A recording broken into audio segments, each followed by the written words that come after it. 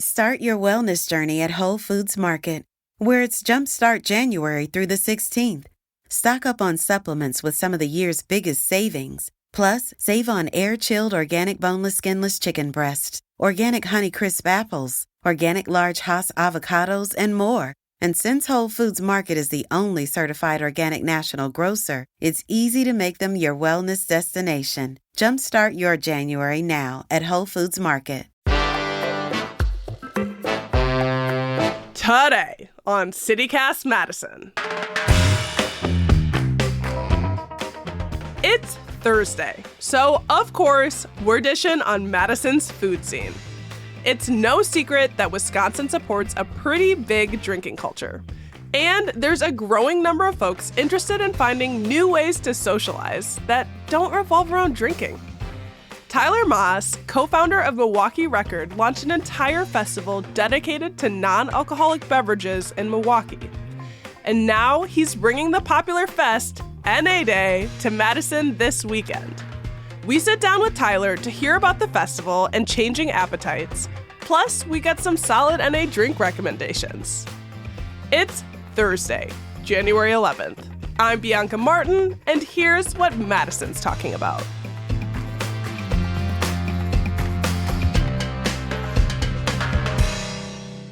Tyler, hello. Hey, I appreciate you having me on. Thank you so much. Yeah, of course. So right off the bat, are you participating in Dry January? Yes, I am. I'm actually attempting to do January and February because I did a month here and there, but I find that I see the good aspects of it. I'm just like, oh, I lost a little weight. I feel better, mental clarity.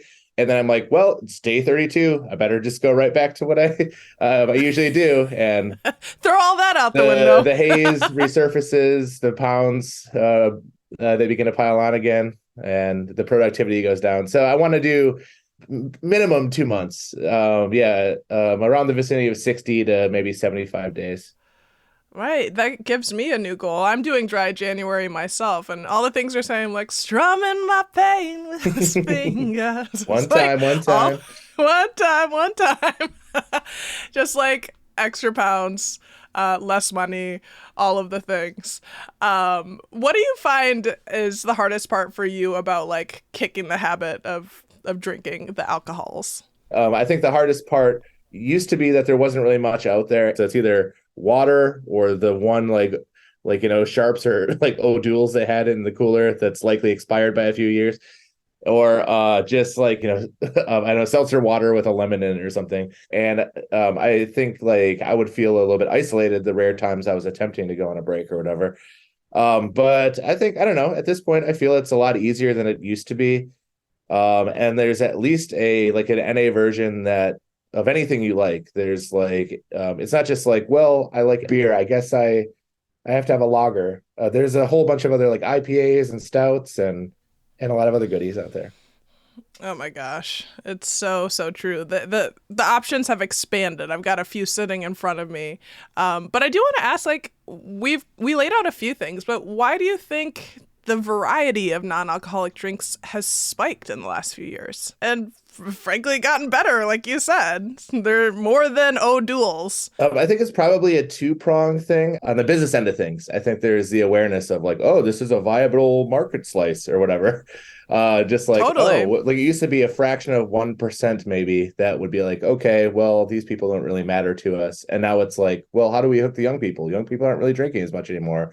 People that are of the home buying age and young families that have a disposable income, they are also making the decision not to drink. So I think it forced the industry as a whole to be like, how do we make these people feel seen, and how do we also get some money from them in the process?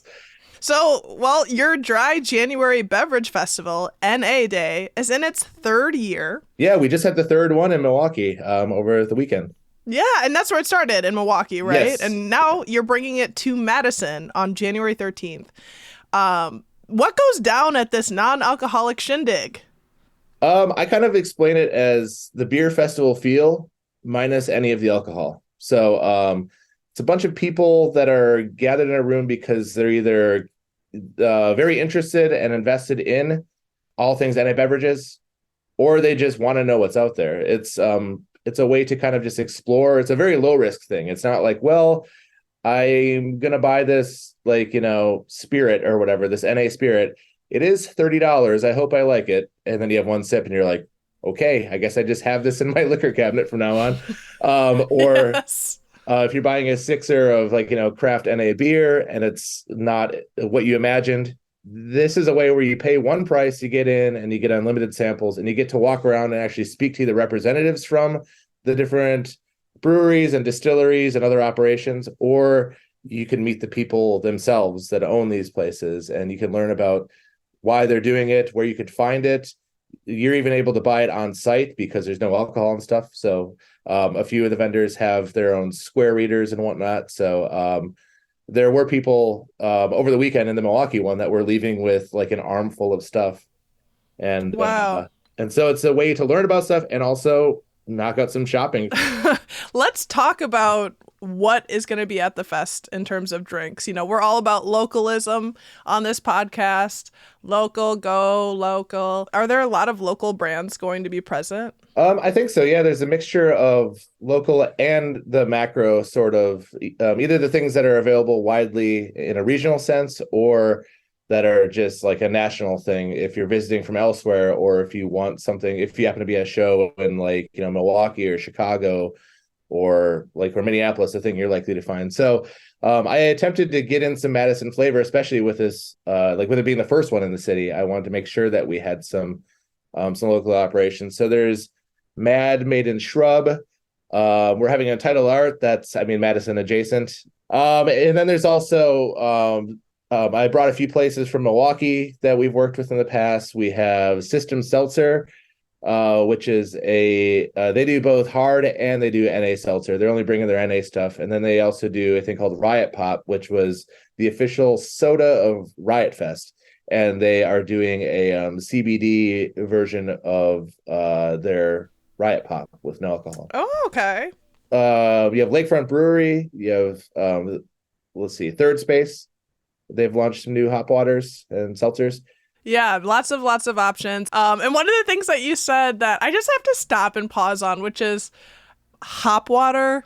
It's something I've heard a lot lately, and I just feel like it deserves a little moment of like discussing just what that is. It's in the name, but I think it might throw some people. Hop water. Yeah, my understanding is it's just the unused hops from when they brew beer, like what's left, the remnants, and then sparkling water. So it sort of has that gentle hoppy, like, kiss. It's not like an IPA. It's not like you're like 8% to 13% like Imperial IPA or whatever.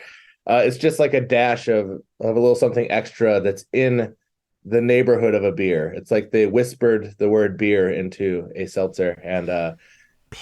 And so yeah, that's my understanding. And Sure. I've been seeing a lot of other people at shows and stuff, like they've been kind of leaning on that. I think there's a faction of the population, they need something in their hand when they're at a show. It's me. Yeah, it fits. It's me. It helps my nerves. Yeah, it fits the beer, or they Something need something to to do. sip. They need something to go get if they want to leave a conversation. And Yes. so yeah, it's Hop water, that's one of the first like net NAs I ever had. And I was like, oh wow, this really does kind of taste like beer. Who knew? Who thunk it?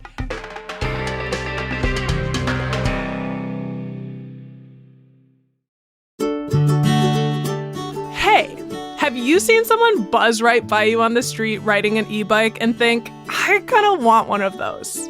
Well, you're in luck. Right here in Madison, we have a bike shop that has the nation's largest selection of e-bikes. Crazy Lenny's e-bikes over on Odana Road has been in business for over a decade. And that's because they have competitive prices and great services. Their new e-bikes start at $780, and they service everything they sell. Madison is a biking city with over 60 miles of bike paths. So what are you waiting for? Go visit Crazy Lenny's e-bikes over at 6017 Odana Road, out by Westtown Mall. Or shop online at crazylennysbikes.com. By the way, if you mention this ad, you can get $100 in free accessories when you buy an e-bike. Pretty sweet. Schwing!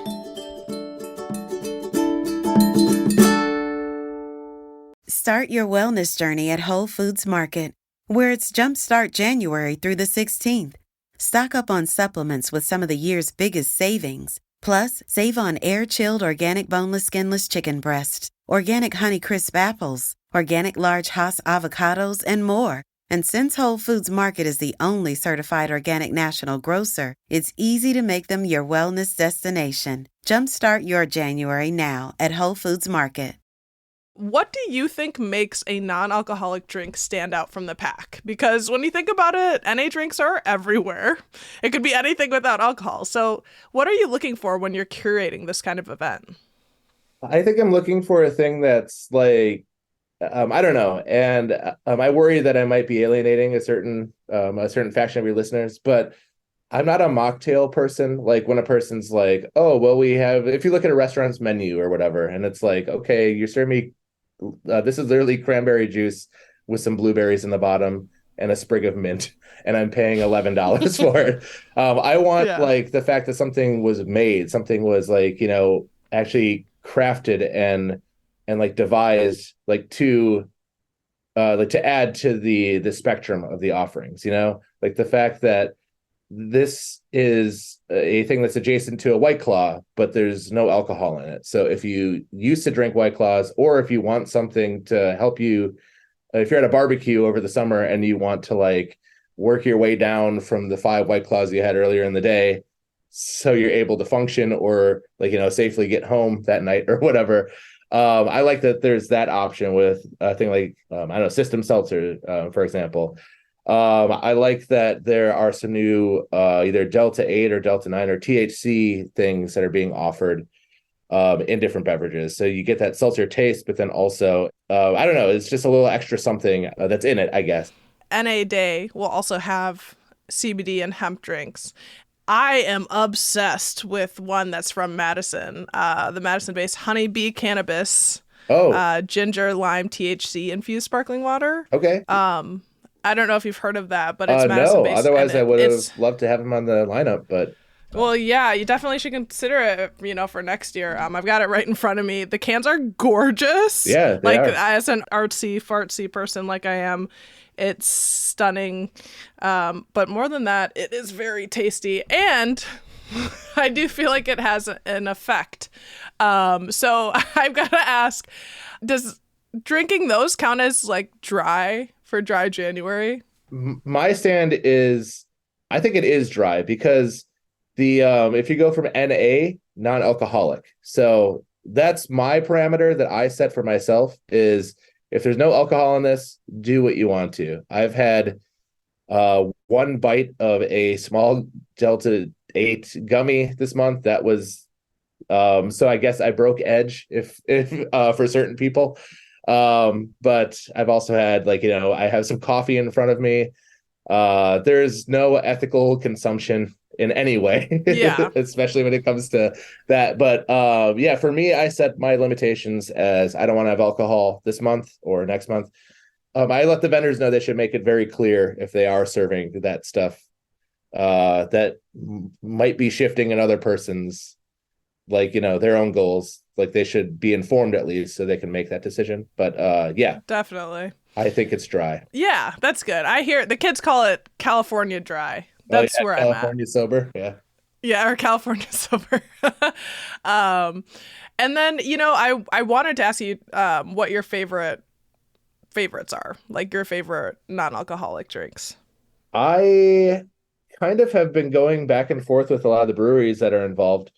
Athletic has a really good stout, so it works out that dry January, I don't know if it was started with the alliteration or what it was, but it happens in winter, which is the dark beer season, and there aren't really that many dark beers. Have you had the Guinness? Oh yeah, it's really good. Yeah, so good. It's shocking to me. Shocking. They were involved in last weekend's event, but Athletic, they have a really good stout, and Untitled has like a s'mores version of a stout. That's Yuck. Great. Sorry. I should have. I'm sorry. You guys make your own choices. Lakefront Brewery is, I think, one of the oldest and one of the best Wisconsin breweries. and I think like the second largest in terms of the craft sense of things. And they've been expanding their arsenal a lot too. They have their world famous River West Stein is available in NA, and then they've since launched their East Side Dark, and they have an IPA now. There's a place out in western Wisconsin called Kull. I think that's how they say it, Kul, Mox. And I know shit talked mocktails earlier, but they actually design, like, this is what a margarita would be like. This is what a Moscow Mule is. This is a ginger hibiscus, like, they've actually put work into this. And it's a thing too, where you're going to meet these people and you're going to have their stuff. And then they can say, like, we're available at every Woodman's, every Festival Foods, every Total Wine. So there is the recognition of, like, we are local and you could easily find us. And so those are a few standouts. I love it. Well, so I told you that I have been enjoying these honeybee cannabis products. So they've got CBD choices, and by the way, I'm sharing my favorites now. They have a THC version, and then they also have CBD, and they've got new flavors and that sort of thing. So I would, double down on that. And and you talked about mocktails. You made some space for them at the end. I have in front of me these phony Negronis. Oh wow, I love Negronis. Yes, love a Negroni, as I do. And that name too. Yeah, phony Negroni. The company is Saint Agrestis, and it's a non-alcoholic cocktail. They're out of Brooklyn, so not so local, but we got some Brooklynites around here. But it is so good, and it tastes like Campari. I'd honestly like. Okay, that's the thing I really miss, or I'm beginning to miss this month, where it's just like, and my bottle of my liquor cabinet's looking at me. I'm just like, there's hardly any alcohol. I'm almost breaking for it, but yeah, that'll help. The phony Negroni. Negroni. They also have a mezcal Negroni version, and it looks like they've got a few other kind of mixes. So I bet that those are good. And then I like tonic waters. I don't know if you know Fever Tree, like one of the more popular. The ginger beer. Right? Yeah, the ginger beer. They have it from, they're from the UK, and I just tried their elderflower tonic water, and I love elderflower. I love cocktails, and so I am hurting for nothing. I feel like I'm going strong for this dry January, and it's because of all of these new options. Like, yeah, it's really never been easier, and like the thing I have to. I am a very addictive, person. I am sort of like a chocoholic, but with alcohol. I don't know if there's a word for it. An alcoholic. I know. But if I don't want to be the person that's also having 6 NA beers, because all the calories are still, they still count. We should also note that these drinks do come with a price tag too. Some of them are, starting to be comparable to other cocktails and options. So it can still be like, make it a treat. You don't have to, go ham. It's actually, I've heard it's weirdly more expensive to make NA stuff because you have to remove the alcohol from the batch. So it also takes a little more time, which in the brewing industry and whatnot, the distilling industry, time is money. So yeah, I mean, it's all part of it. But once again, with NA Day, this is a low risk way to learn what you like. The Burr Oak one is, I was about to say, unfortunately, very fortunately, the interest was extremely high in Madison, and it's sold out at this point. I think they'll be letting in people at the door as other people leave the individual sessions. So there might be a chance if you show up and you're patient, you might be able to get in. But yeah, I definitely, I'm excited to go to Madison, one, because I don't really make it to Madison enough, and I love it there. And I want to meet some new people, and I want to experience some new brands and have some new stuff. But also, I just want to grow this into a bigger and a better and more vendor-infused thing next year, too. Yeah. Well, Tyler, congratulations on all your success. Maybe you'll find me out there waiting by the door to get in. We really appreciate you coming and talking about NA Day and the trend towards non-alcoholic beverages. Yeah, thank you so much. That's Tyler Moss, co-founder of Milwaukee Record and founder of NA Day. And as noted, the festival is currently sold out. super popular. But you can try your luck at the door. And you could go hit up your local liquor store or grocer for some of these popular NA bevies that we mentioned. I know I have.